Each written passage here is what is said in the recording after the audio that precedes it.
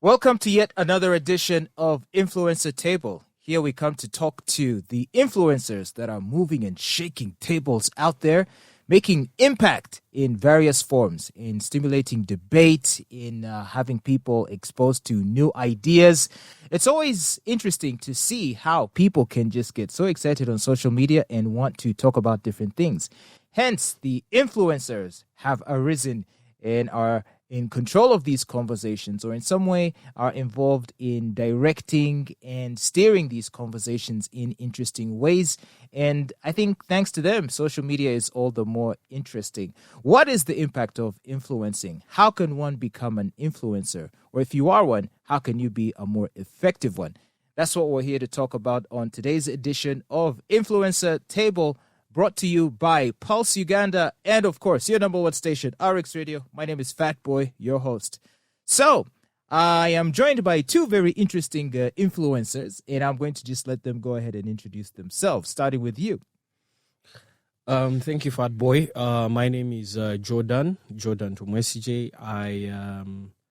That label of influencer is very problematic, especially within the legal circles. I'm a lawyer by training, but of late, we're trying to change perceptions in terms of what a lawyer can do. A lawyer is no longer the person who goes to court.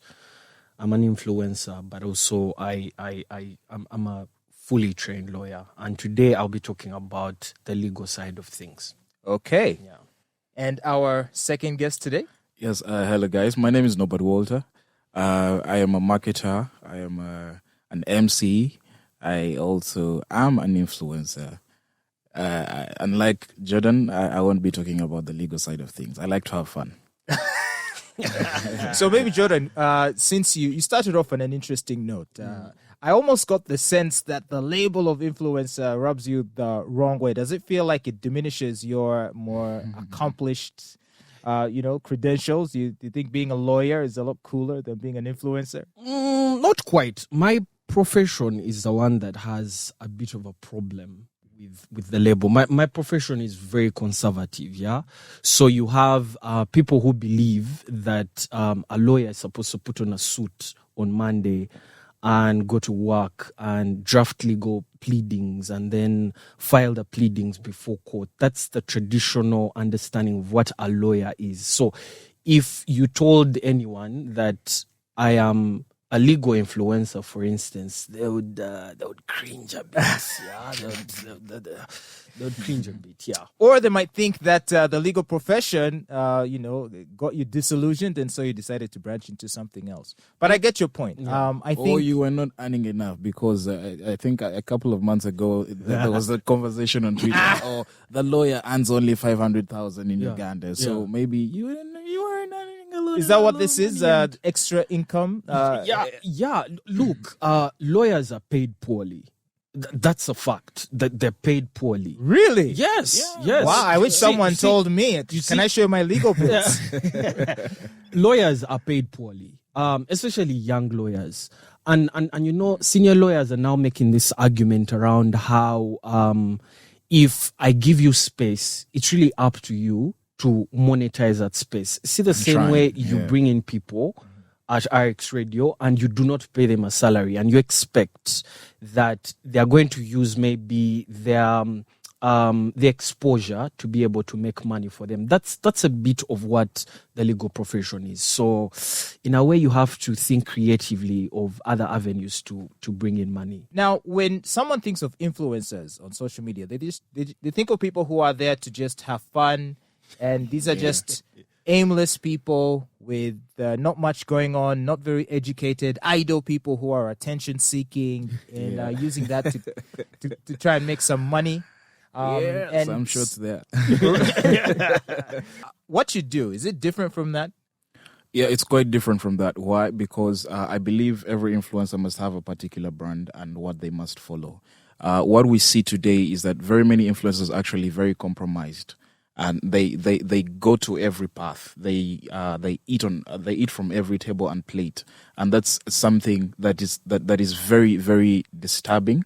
and very hard to deal with in the long run, because at the end of the day, you might be 22, 23 and you're earning maybe a few bucks off an influencing gig. But at the end of the day, you must look at the long term.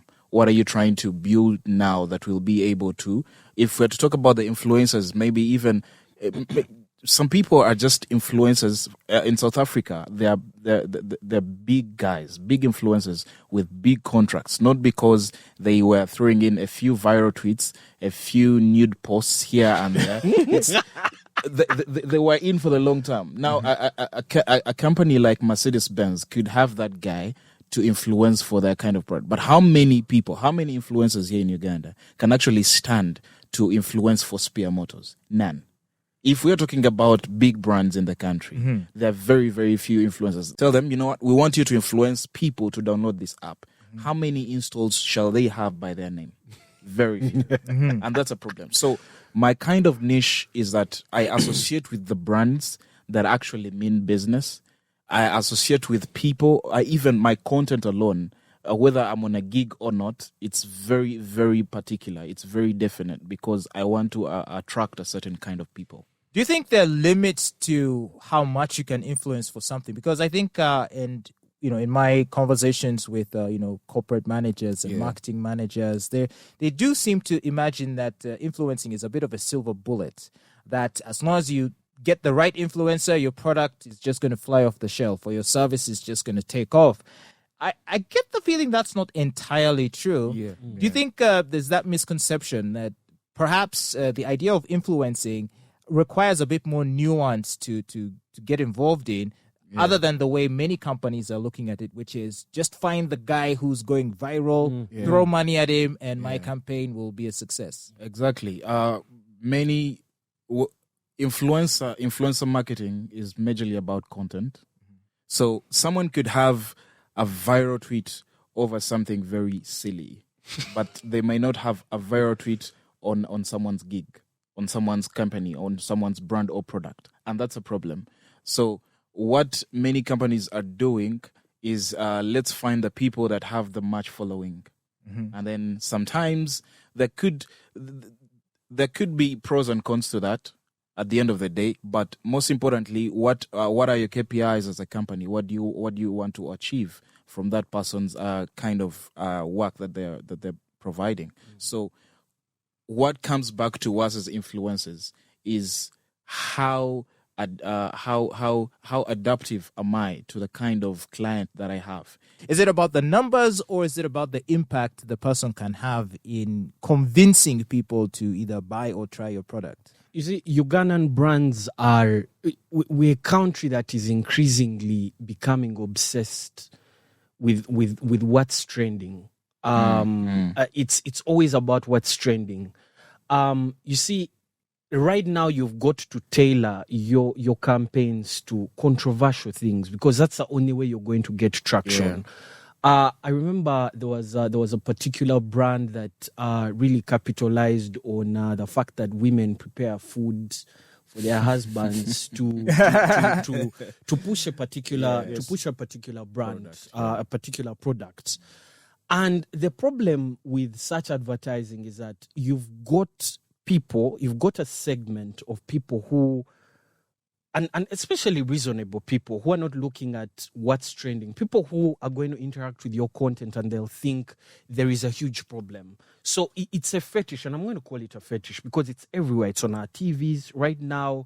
It's a trend fetish. Yes, it's a trend fetish. We are so obsessed. For so long as I open that tab and I'm able to see I'm trending at number 1 or number 2 or number 3, that's the most important thing. And yet you miss the bigger picture. Now that you bring that up, I mean, maybe there are different dimensions to influencing and what the goal is. Of course, normally we understand it in terms of raising awareness about products and services, or maybe events or apps or things like that. But when it comes to even like judicial matters, influencers come in play? Well, we tried it here. I mean, Ugandans, we have a knack for inventing stuff. We tried it here, but it was a fiasco, because the thing is, you had influencers, very people who had huge reach, have 10K followers and above, 100,000.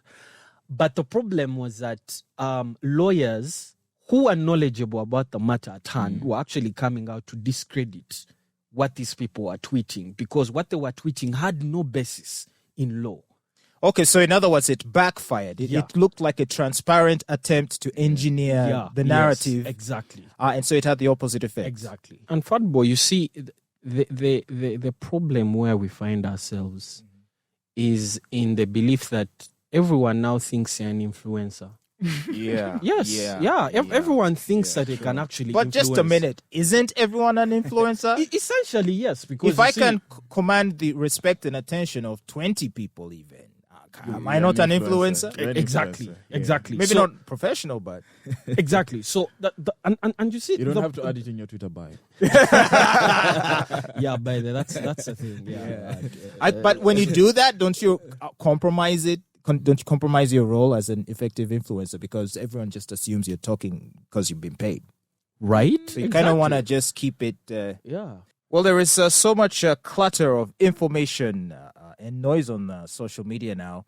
How do you think companies are going to be... Well, do you anticipate companies are going to change their approach to influencing, or do you think they're going to stay the course? Does the current framework work well for them, or do you think they're going to have to rethink? One, there is trend jacking.